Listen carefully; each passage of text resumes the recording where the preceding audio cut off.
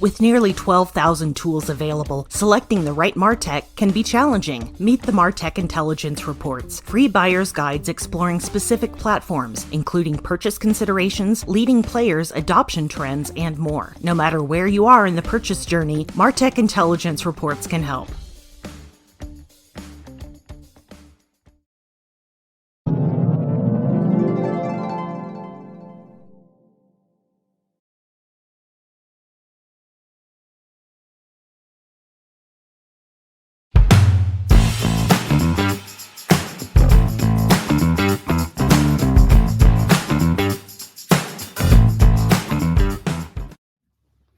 All right, welcome to our session on underutilized data sources. What we've heard so far today is that data obviously is central to everything that marketers are doing these days, but we still know that a lot of marketing teams are leaving valuable data on the table. And there's a bunch of reasons for this because of data silos and integration challenges, which we're going to talk about in a minute. It's partly because there's a lack of time and resources on a lot of marketing teams. Maybe the teams, just the people aren't familiar enough with the tools to really understand the capabilities and what they can do as far as data goes. So to join me for this conversation today, I'm lucky to be joined by John Haywood, Director of Product Marketing at Braze. Thanks so much, Mike. Great to be with you today. All right. We've also got Colleen Harris, Director of Insights at Dealeron. Hey, friends. Glad to join today. And last but not least, longtime MarTech contributor whose latest piece is on the site today, Ryan Phelan, CEO of RPE Origin. Thanks, Mike. This is going to be a lot of fun. All right. Quick reminder for our audience. If you've got questions or comments during the session, please drop them in the chat. We're going to do our best to get them into the conversation before we're done. But in the meantime, thanks for being here. And let's dive in. We're going to start off with sort of a lightning round question for the panel. What is the most underutilized data point or data source in each of your opinions? Ryan, let's start with you. Sure. Thanks, Mike. My background is in email, so really I would say third-party data. Everybody loves first-party data. That's great. But third-party data is where the richness of undisclosed data lives, right? And if I think about an email marketer, they don't have access to that. Generally, it's on the CRM. And that's really a treasure trove of being able to segment and target. All right, Colleen, how about you? I think for me, a lot of it is the direct traffic in your web analytics. Because it doesn't have a source, people are very quick to just put it over there and not think about it because we don't know exactly the source it came in on. But there is a gold mine of just basic user activity and an understanding of what your user is interested in and how they interact with your app, your website, that can be pulled out of there. All right. So, John, we've got third-party data. We've got the web analytics sitting quietly in the corner. What's your answer to this question? Well, I'm probably biased to being at Braze, a customer engagement platform. We are, a data collection engine that is embedded directly in your apps and your website. So I'm going to say first-party data provided by your customers, engagement data and signal captured in your apps that can be used in a lot of different ways. All right, we're going to talk about first-party and zero-party data in a few minutes. Can't wait to hear John and Ryan get into that part of the discussion. But first, we're going to do a poll. So here's how this works. We're going to launch our first poll. You're going to be asked to join the audience to participate. All you got to do is type your first name, any first name, your TikTok handle, whatever you want to put.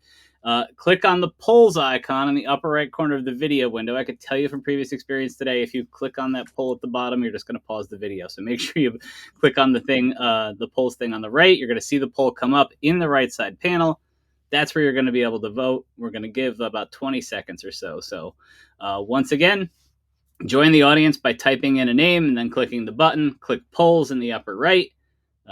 Make your selection. And let's see. Let's take a look at the results.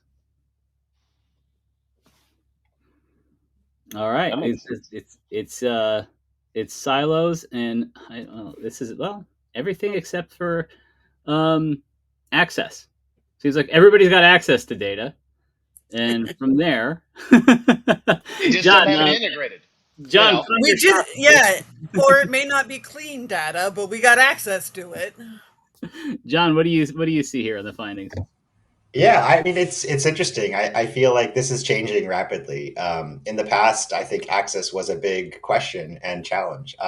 Interestingly, I think Colleen, you sort of hinted to this, the idea of access, yet maybe data quality. It's almost like why have access if the data is not good or usable. So pretty fascinating. I think we are in this world where there's just more and more and more data from a number of different sources. I mean, the three of us just hit on. Three very different sources. So how do we think about bringing these together, cleaning, preparing, and making this data available for use across the organization when really there's limitless potential, but it's all about the preparatory work. Ryan, what do you see here? Because email marketers have always had access to data. All their tools feed them data. Yeah, but the integration thing really spoke to me. We do a lot of migrations between platforms. And one of the things we commonly run into is not enough integrations to get access to what they need. And so the ESP has one layer that's very centric to their channel, but they have problems getting into the right kind of integration with the tools and the stack. And so the integrations make sense to me a lot because we hear that a lot when we're doing migrations and moves and discoveries. Right. And Colleen, what do you see? I would agree. And I think actually integration and silos really go hand in hand because when you have the siloed data, you do need the integrations. But like John was talking about, you need the right integrations and you need those two things to go hand in hand. Mm-hmm. It's not like thinking of them as one, but they go together and solving the problem around both of those gets you to where you need to be. Yeah. So integration and silos have always been sort of 1 and 1A in our state of the stack survey. When we ask people about data challenges, those are kind of flip flop at the top. So not much has changed there. Access, like we said, we've all got the tools, we've got the data. Sometimes that's part of the problem. We don't know what we have because there's so much of it. So, all right, moving on. For years, I think marketers considered web traffic data, which you mentioned before, Colleen, to be a fairly reliable source. They could use it to build stories about their content marketing strategies and their funnels. But the game has really changed quite a bit there because of the changes in AI and SEO. We won't rehash all that. I think everybody knows what's going on. And that's made the data change. So, Colleen, you're a web analytics guru. What do you make of these changes? I think it's the hardest for people within marketing and like those within the industry who have been around for a while to accept the fact that attribution is no longer a straight line. Everybody wants to go back to 2007 where you submitted a lead on a website, you got a phone call, and within 3 to 5 days, whatever your cycle was for sales, it was wrapped up in a cute little bow and we all understood that. Was that this week or last week? I don't know. You read enough that you forget. There's like 65 some touch points in a lot of purchases right now. There's over 20 different touch points in automotive. The noise of the internet has become so complex. We all have to stop trying to tell the story in the straight line. And we all have to start becoming uncomfortable with the fact that not all the data is always going to be there. And that's okay. We still make decisions with what we have. Yeah. John, what are your thoughts on web analytics data and the changes that we've seen on web and SEO and web traffic?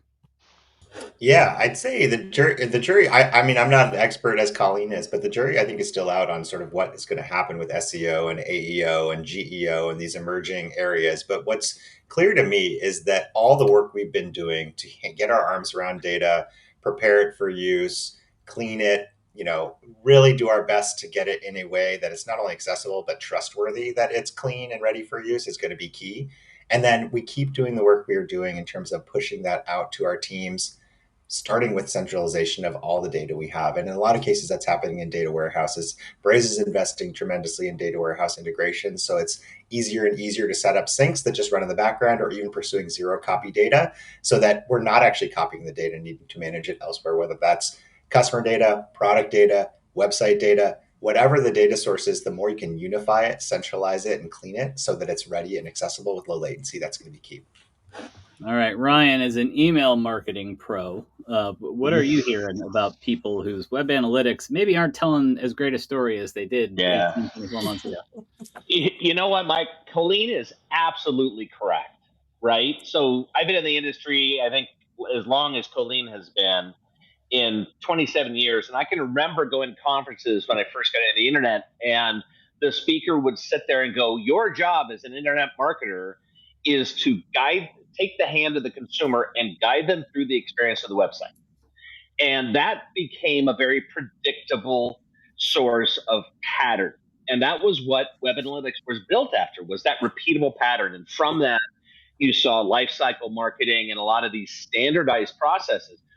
Fast forward to today, there is no life cycle marketing. People can go through a life cycle, but they can also go right to the site, hit purchase, and out you go. And so that's made segmentation, that's made analytics and attribution way more complex, because how do you differentiate between the person that went through a normal process or the person that was an impulse buy or the person that was a discount shopper? There's a lot more complexity because we've not only grown technology, but we've pulled along the consumer at the same rate. And so web analytics has got to adapt to that sporadic and undefined nature that then, to John's point, turns back into predictable patterns that we can anticipate and market to in an effective way. Yeah. So, Ryan, let's go off script here for a minute, because it occurred to me while you were talking that while web analytics has kind of had everything tossed up in the air, email has as well, because of the bulk email restrictions, because of changes in iOS and changes in Gmail and the other major inbox providers. What has that done to the data that's available to the email crowd? Oh, it's made it unreliable in some cases, right? Open rates is an example, and that's been a big topic for the last 3 years. Has been, open rates were always unreliable, but they were always unreliable at scale, right? Everybody was unreliable at the same rate. And then you had Google do a thing, you had Apple do a thing, you had all these different providers start to do a thing, and that's deprecated looking at opens, but we still have marketers looking at opens. I can't tell you how many times I get on a phone, they're like, "Well, my open rate is up." I'm like, "Well, that's the wrong thing to look at." Now I'm looking at clicks, right? And what we've had to do as an industry, because some of these metrics have become so unreliable, clicks are now unreliable to a certain extent because of bot traffic. And so now the email marketer is sitting there going, how do I, now I'm more reliant on conversion, but the email marketer now needs to depend on that web analytics and that feedback loop to tell me, what did I do? What did the user do on the site? How does that indicate intent? And now how does that feedback into my segmentation? So AI and all the things that we've seen over the last probably 3 years has really turned the world upside down in email, not to mention what Google and all the deliverability places and all those resources relying on AI models to determine whether or not you're spam or whether or not you're a legitimate interest, not only for the individual, but at scale across the platform. Yeah, John, you have any thoughts on that?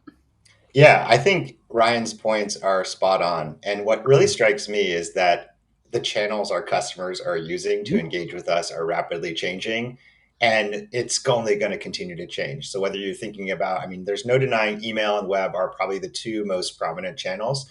But of course, everybody's got an app, in some cases, multiple apps. Then our customers are spending time on social networks, they're spending time on WhatsApp, et cetera, et cetera, et cetera. And when you think about global, there's even other regional channels like Line and WeChat and others that are just like so important in their regions. So we think a lot about the importance of multi-channel and really leveraging signals across web, across email, across those owned surfaces, across social, et cetera. And having the ability to bring that data is really critical. Bring it together is really critical. And maybe the last thing before I turn it to over to my panelists that I think about, someone said to me, is that brands are no longer defining customer journeys. It's our customers that are defining their own journeys, and we need to meet them where they are and provide that information in as much of a push as a pull manner. So that to me is a paradigm I think a lot about, is just what I'm continuously just lasering in on to try to understand and really help our brand customers be prepared to action on. Ryan, you got a quick thought on what John just said? Yeah, number one, he's absolutely right. And that's where all marketers, regardless of channel, need to start looking at channel propensity. Just because I have the email address of somebody doesn't mean that that's the channel they buy or that they grow intent. So to John's point, you have to have channel propensity to look at, where do I want to put my focus? Is it social? Is it mobile? Is it push? Is it email? Is it direct mail, which has had a resurgence in the last 5 years? So that dependence really is driven because of the lack of predictability that we've depended on for the last 20 plus years. Yeah. All right. So the best thing about the data that we often find in our MarTech apps is that it's often first party or zero party data. We talked about this a little bit earlier, John. You touched on it.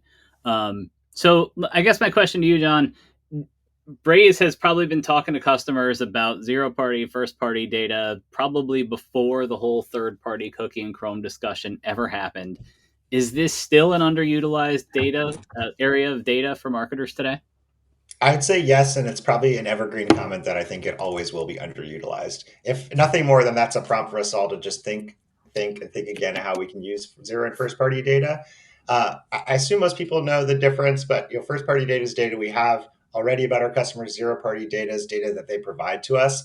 And what I try to do is I put myself in the customer's shoes. I'm often willing to give my own data to a brand when there's a value exchange. This value exchange is really key, whether that's as simple as providing an email address to get a discount or providing preference data to get a more tailored experience, et cetera, et cetera, et cetera. So think about not only the value exchange to make it worthwhile for a customer to provide data, but then also how you're telling them how you're going to use that data to make their experience better, whether that's discounts or whether that's more timely messaging, et cetera.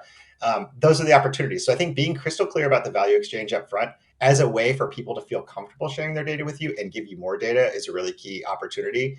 And just especially when you start thinking about AI, and I recognize I'm probably opening Pandora's box by introducing that topic, there's just so much opportunity. So be thoughtful about that, play the long game with your customers, and encourage and incentivize them to provide the data that's going to make their life better. Colleen, what are your thoughts on zero and first party data? I think the biggest struggle for folks in the zero party is more like a going back to the basics of, no matter, your web activity is getting much more complex, but if your zero party data, your CRM, has rules that haven't been touched in 15 years, none of this complex activity is really making it into your zero party data, and you're not having the right profile or the right information. We see this a lot, that in the automotive buying cycle, it's like a 5-year or more cycle, so that you can have influenced 5 different times before they submitted to do the purchase. But if your CRM dedupes everything and only says it was a walk-in, then you're not doing yourself any favor to reflect, having your zero party data reflect the complexity of what that influence is and what the buying cycle is. And you see it in multiple industries of, like, you can get all of that here, but then that access integration, if your CRM hasn't been touched in years and you're not doing that cleanliness, it's not going to matter at all. All right, Ryan. I'm going to expand off what Colleen said. It is about that holistic approach, right? Zero first, whatever party you want to have, right? You have to recognize, number one, the accuracy of that data, because some data degrades over time or changes. Some data is lies, right? We know that from asking certain demographic questions to consumers. They answer what they think you want to know or what they aspire to be, not necessarily the truth. If I think about income, right, that's the one that's generally lied about. But I think to John's point, I think consumers want to give you that data. I worked at Axiom when Axiom did a larger project to validate their own data, and I don't know if I can disclose this, but the amount of people or this is what I can disclose, the amount of people that responded, they updated their data. They wanted to give that data to make it accurate, right? And so to John's point, I think people want to give that information. You have to give them that value exchange, and you have to live by that value exchange and not abandon it or use it in a sneaky way. All right.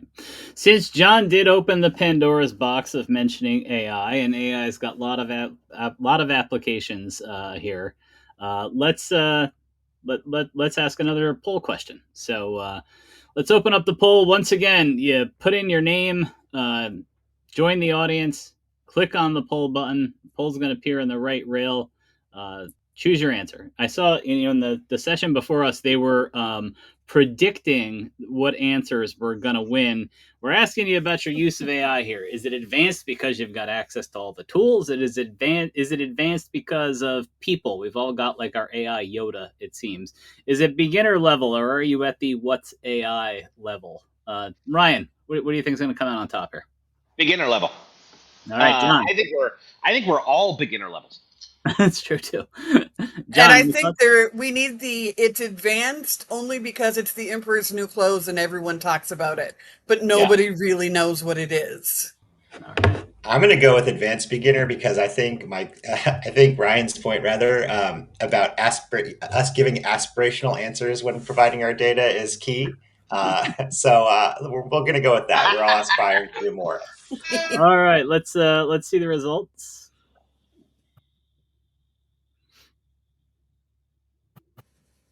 I don't see them. The suspense. The AI took them all. I know. It was like the AI decided they did not like the answer. All right. Okay. Well, we'll have to figure out what that is. If our rooms can see the results, put them in the chat, and we'll revisit them. We'll revisit them later. All right. So let's move on. Today's customer journeys, they are more complex than ever before. If we want to better understand what our customers are doing, we need to bring together data from a number of different channels. How big a challenge is this for a lot of the marketing teams that are working today? And is there an opportunity for AI to lend them a hand? John, let's start with you. Yeah, I'd say it's a huge challenge. There are Oh no! I think John. Oh, there you are. There, he came back. Good. I'm back. Okay. Well, I was just saying, talking to myself, I guess. I think it's a huge challenge and it's going to remain a challenge, but there are things that brands can do to help themselves out here. I think one, taking holistic data strategy across their entire business, not just their marketing tech, is probably a key piece, but that's often a huge challenge that takes years or quarters and a multifaceted, diverse set of stakeholders. So in the shorter term, I just encourage folks to think about trying to bring their marketing engagement, marketing automation into a single platform. So you do have that data from email, from web, from your mobile app, and other engagement channels centralized and accessible. So you can not only visualize this data together, but make decisions and have multi-step customer engagements that do sort of respect and consider all those different touch points and the different channels and where they live along the path to purchase, as Colleen was mentioning. Ryan, what are your thoughts on these multi-channel customer journeys? Oh, I think it's as easy as we've been able to conquer attribution, right? Because we conquered that. So not at all. Not at all. It is a political decision.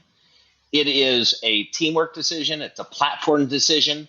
It is a people and wanting to share decision, right? It's so complex.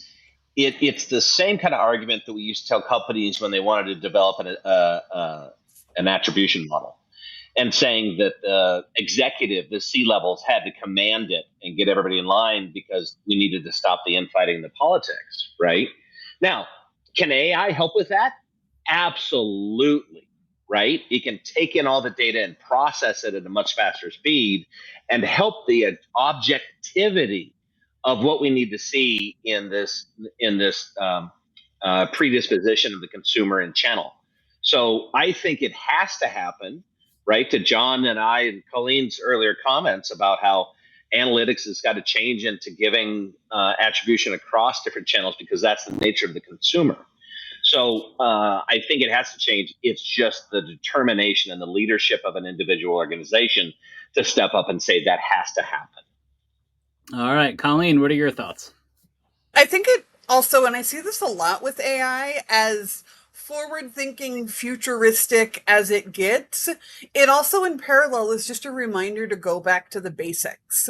That when you're trying to figure out what you need to know out of your data and like all the different data sources you should be looking at, it's about sitting down with the pen and paper and saying, what am I trying to answer with my data? What are the questions I have? What am I trying to answer? And then doing time to refine to make sure that the questions you're wanting to get answers to actually exist in your data. Then that's a place where AI can help pull all that information out. But until you're back in the like marketing 101 basics, and especially with AI and you're having to ask questions, you need to really be thinking about what is the questions I'm needing to get answered and what is the story I'm needing to tell with my data, and then start working on figuring out what pieces to come in, because there's so much data, it can become very overwhelming. And then you don't want to touch anything until you first start thinking, all right, let's go back to my basic question. What am I trying to understand? What am I trying to prove? What am I trying to see? And then figuring out how to work that all the way through. Not every report is going to answer every person's question. Not every AI tool is going to give you everything. You've got to go back to the same way we tell high school, kids using AI to search and questions. Think about what you're asking the tool and then go from there. All right. We got our poll results, so let me share them really quick. Thanks to Karen for getting them to us. The question was how you judge your use of AI. Beginner, 60% answered beginner. Ryan, I thought you made a good point. We're all beginners. AI is one area where you can start to make progress toward advanced, and then the next day you're a beginner again. I feel Right. like we've all had that experience. Next up was advanced because of tools, 21%. Advanced because of people was 15%, and then 3% with the what's AI, which goes back to those are the people that lie about their income as well, maybe. See, So, I'm with the what's the AI people, because I think there is a mindset that you have to be that advanced level. Like I was talking about, like Mhm. we're all beginners. We all don't have it figured out. Anybody who's selling something that says they have all of AI figured out is lying. This is a new thing and we all need to be uncomfortable with the uncomfortableness of it and not having all of the answers of this big thing in our industry. But it always just annoys me a little bit, and this will be one of those hills I will live on for the rest of my life.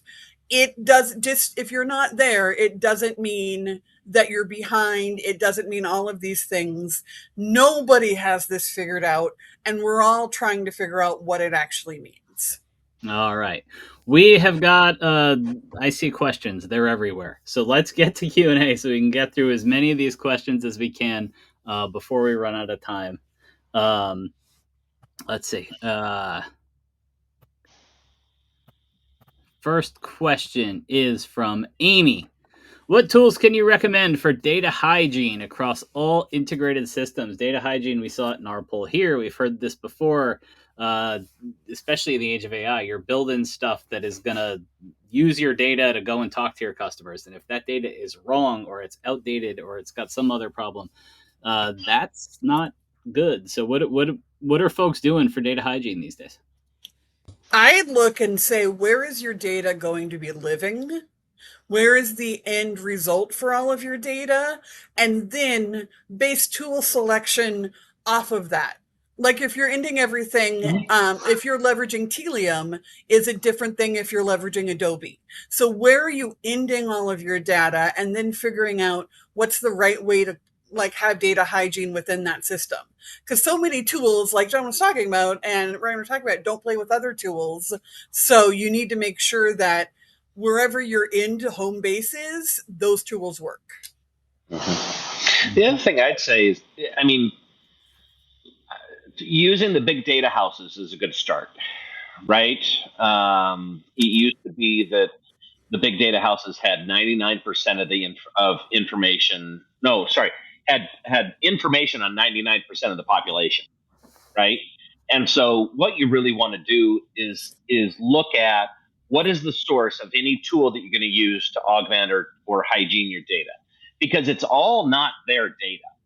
I could tell you stories about who buys data from who, but you have to look at where they're getting the data from. Is it their source, truly their source, or are they buying it and have decay on the data downstream? So it is incredibly important. The big data houses are a great place to start, and then trickle down from there on gaps.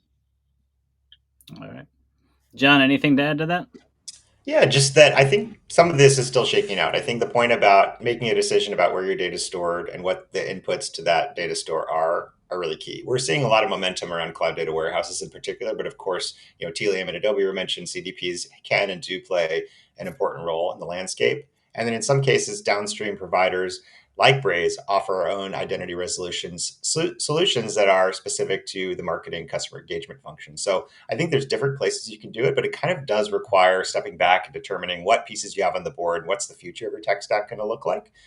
Generally, and it's hard to generalize, but I'll try. The earlier or sort of more upstream you can solve these data hygiene issues, the more value and sort of utility you'll get out of your data. So I'm personally biased towards the hyperscaler data warehouses just because that seems where the momentum is going. But if you have complex use cases that extend beyond, simply a marketing use case, for example, in touch sales, service, commerce, et cetera, you might want to pursue a CDP. I think it's also like how complex are the challenges and unification of your data. That's going to guide the decision too, because these systems aren't cheap, real talk. But at the same time, there's no one archetype of a tech stack. I think there's common jobs to be done, and you can do it differently, with a data warehouse, a CDP, a customer engagement platform, and beyond. And I know it sounds like we're not answering the question at all, but the reality is, like I talked about, you've got to sit down and figure out what are my data needs and how, like, there is an assessment that needs to happen before you think about tools. And that is where success is really going to happen. And so nobody wants to recommend anything until you know what that assessment is and what your unique needs are. Yeah. I think John and Colleen, you both sort of played into a question that Nathan asked. He says he's something of a novice and he'd like to understand what the common tools are for all of this aggregation. Is it standard CDP stuff? In some cases, I think it is. But what we've seen in the CDP space is we've seen some M&A where CDPs have been bought up by digital experience platforms. We have seen customer engagement platforms like Braze sort of take over some of the functionality that maybe was more CDP a few years back. How do marketers make sense of this market, John, and which tools do the things they need to do? Because it seems like it's changed so much in the past maybe 3 to 5 years. Yeah, there's a lot of change, and you're right about the consolidation. And I think a lot of players, not to single anyone out, including Braze, everybody's trying to figure out what they're supposed to be and what job that they play in this new AI-powered landscape. My advice is always to start at the end and work backwards. What are your downstream needs with regard to data and where it needs to flow? Who needs to access it? What data are you bringing together? And what contracts do you already have in place? If you already have a CDP, go for it. Embrace that, and that might make sense. But if you have the luxury, or maybe you're earlier in your journey, I'd say step back and think about what's the data we're bringing together? Where does it need to flow? Who needs to access it? And are those integrations in place so the data can seamlessly flow with low latency into your downstream tools?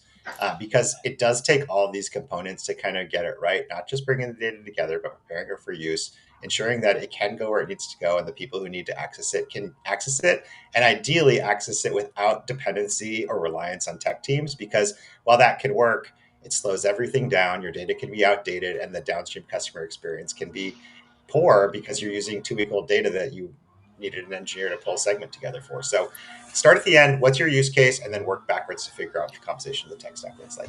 To quickly add to what John said, also looking at within your industry. What are the tools and the things that get leveraged within your industry? Yes, any tool could get installed to any website, and yes, all data is the same, but you need something that, for example, I spend a lot in automotive data. It is a beast in and of itself. Yes, it has so many parallels, but if I'm talking with folks, I'm recommending people who understand the complexity of the data sources within that industry, because that's going to give you long-term, if you think about that in the planning, long-term, it makes less headaches. If somebody understands an inventory feed or understands how to do X, Y, and Z with your data and knows the needs of your industry, it is one of those things that will pay off in the long run. All right. Tom asked sort of a broad question, and Colleen, I'm curious maybe what you think about that. His question is, how important is GEO, that's generative engine optimization, it's sort of the LLM version of SEO. How important is that going forward? And Colleen, I think I want to direct this to you because SEO played such a big role sort of upstream from web analytics, right? You tried to rank for keywords, and then you saw the web traffic come in, and as we said before, attribution was a little bit neater maybe. And so in the age of LLMs and AI search, uh, how are people in the web analytics space thinking about GEO, AEO, whichever bunch of letters you want to use? I know, whichever alphabet soup we're getting today. So I cut my teeth in SEO back when Yahoo link building was like an actual thing, and link rings and all of those things. So there were 19s in front of the dates I was first on the internet and doing all of these things. And the funniest thing about all of this AI, GEO, whatever we're calling it, there are so many parallels to the standard stuff we did in the start. Like, give it a new name, give it a new everything. The same basic things are occurring. You need to be able to answer the shopper's question. You need to be able to have content that says, this is what's the question, this is how you would answer it. You need to have a site structure that's clean and able to crawl. Be it an LLMS, I just start putting, I call that the alphabet file because I never remember what's supposed to be there. Whatever new thing's going to come tomorrow, like everyone has talked about, you still need to have a site that can get crawled by Google. You still need to have all of these pieces. So no matter how new age fancy it gets, we're still just the same thing we were back in the 90s when you built links in Yahoo.